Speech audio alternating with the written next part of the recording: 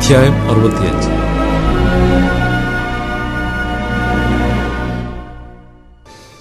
എന്നെ ആഗ്രഹിക്കാത്തവർ എന്നെ അന്വേഷിപ്പാനിടയായി, എന്നെ അന്വേഷിക്കാത്തവർക്ക് എന്നെ കണ്ടെത്തുവാൻ സംഗതി വന്നു.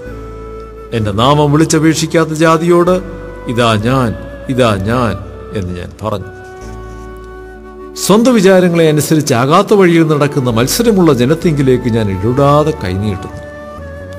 അവർ എൻ്റെ മുഖത്ത് നോക്കി എല്ലായ്പ്പോഴും എന്നെ കോപിപ്പിക്കുന്ന ഒരു ജനമായി തോട്ടങ്ങളിൽ ബലികഴിക്കുകയും ഇഷ്ടികമേൽ ധൂപം കാണിക്കുകയും കല്ലറകളിൽ കുത്തിയിരിക്കുകയും ഗുഹകളിൽ രാവാർക്കുകയും പന്നിയിറച്ചി തിന്നുകയും പാത്രങ്ങളിൽ അറപ്പായ ചാറ് നിറയ്ക്കുകയും മാറി നിൽക്ക, ഇങ്ങോട്ടടുക്കരുത്, ഞാൻ നിന്നേക്കാൾ ശുദ്ധനെന്ന് പറയുകയും ചെയ്യുന്നു.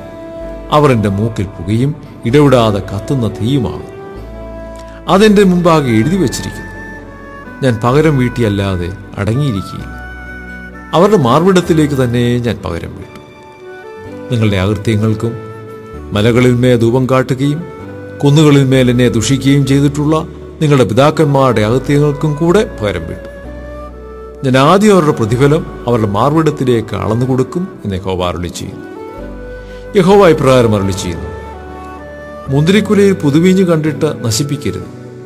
ഒരനുഗ്രഹം അതിലുണ്ട് എന്ന് പറയുന്നത് പോലെ ഞാൻ എൻ്റെ ദാസന്മാർ നിമിത്തം പ്രവർത്തിക്കും, എല്ലാവരെയും നശിപ്പിക്കുകയില്ല. ഞാൻ യാക്കോബിൽ നിന്ന് സന്തതിയെയും യഹൂദയിൽ നിന്ന് എൻ്റെ പർവ്വതങ്ങൾക്ക് ഒരു അവകാശിയെയും ഉത്ഭവിപ്പിക്കും.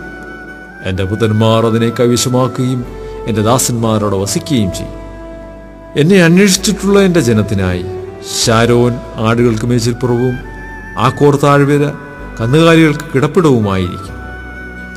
എന്നാൽ യഹോവയെ ഉപേക്ഷിക്കുകയും എൻ്റെ വിശുദ്ധ പർവ്വതത്തെ മറക്കുകയും ഗദ്ദേവന് ഒരു മേശയൊരുക്കി മെനിദേവിക്ക് വീഞ്ഞു കലർത്തി നിറച്ചു വയ്ക്കുകയും ചെയ്യുന്നവരെ ഞാൻ വിളിച്ചപ്പോൾ നിങ്ങൾ ഉത്തരം പറയാതെയും ഞാൻ അരുളി ചെയ്തപ്പോൾ കേൾക്കാതെയും എനിക്ക് അനിഷ്ടമായുള്ളത് പ്രവർത്തിച്ച് എനിക്ക് പ്രസാദമല്ലാത്തത് തിരഞ്ഞെടുത്തുകൊണ്ട് ഞാൻ നിങ്ങളെ വാളിന് നിയമിച്ചു കൊടുക്കും.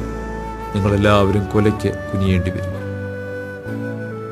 അതുകൊണ്ട് യഹോവയായ കർത്താവ് ഇപ്രകാരം അരുളി ചെയ്യുന്നു: ഇതാ, എൻ്റെ ദാസന്മാർ ഭക്ഷിക്കും, നിങ്ങളോ വിശന്നിരിക്കും. എൻ്റെ ദാസന്മാർ പാനം ചെയ്യും, നിങ്ങളോ ദാഹിച്ചിരിക്കും. എൻ്റെ ദാസന്മാർ സന്തോഷിക്കും, നിങ്ങളോ ലജ്ജിച്ചിരിക്കും. എൻ്റെ ദാസന്മാർ ഹൃദയാനന്ദം കൊണ്ട് ഘോഷിക്കും, നിങ്ങളോ മനോവ്യസനം കൊണ്ട് നിലവിളിച്ച് മനോവേദിയിൽ മുറയിടും. നിങ്ങളുടെ പേര് നിങ്ങൾ എൻ്റെ വൃതന്മാർക്കൊരു ശാപവാക്കായി വെച്ചേച്ചു പോകും. യഹോവയായ കർത്താവ് നിന്നെ കുന്നുകളയും, തൻ്റെ ദാസന്മാർക്ക് അവൻ വേറൊരു പേര് വിളിക്കും.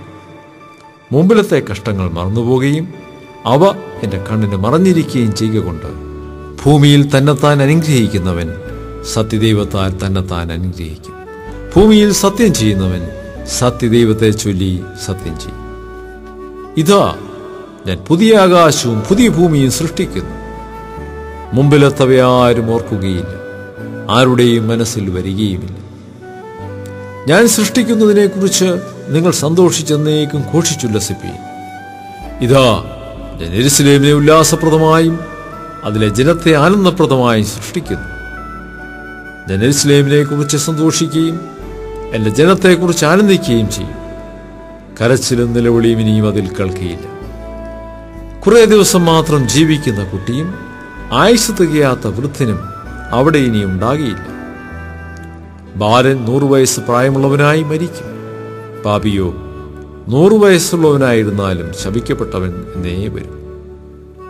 അവർ വീടുകളെ പണിത് പാർക്കും, അവർ മുന്തിരിത്തോട്ടങ്ങളിൽ ഉണ്ടാക്കി അവയിലെ ഫലം അനുഭവിക്കും. അവർ പണിക, മറ്റൊരുത്തൻ പാർക്ക എന്ന് വരികയില്ല. അവർ നടുക, മറ്റൊരുത്തൻ തിന്നുക എന്നും വരികയില്ല. എൻ്റെ ജനത്തിൻ്റെ ആയുസ് വൃക്ഷത്തിൻ്റെ ആയുസ് പോലെയാകും. എൻ്റെ വൃതന്മാർ തന്നെ തങ്ങളുടെ അധ്വാനഫലം അനുഭവിക്കും. അവർ അധ്വാനിക്കുകയില്ല, ആപത്തിനായിട്ട് പ്രസവിക്കുകയുമില്ല. അവർ യഹോവയാൽ അനുഗ്രഹിക്കപ്പെട്ടവരുടെ സന്തതിയല്ലോ. അവരുടെ സന്താനം അവരോടുകൂടെ ഇരിക്കും. അവർ വിളിക്കുന്നതിന് മുമ്പേ ഞാൻ ഉത്തരമരുളും. അവർ സംസാരിച്ചുകൊണ്ടിരിക്കുമ്പോൾ തന്നെ ഞാൻ കേൾക്കും. ചെന്നായും കുഞ്ഞാടും ഒരുമിച്ച് മേയും. സിംഹം കാളയെന്ന പോലെ വൈക്കോൽ തിന്നും.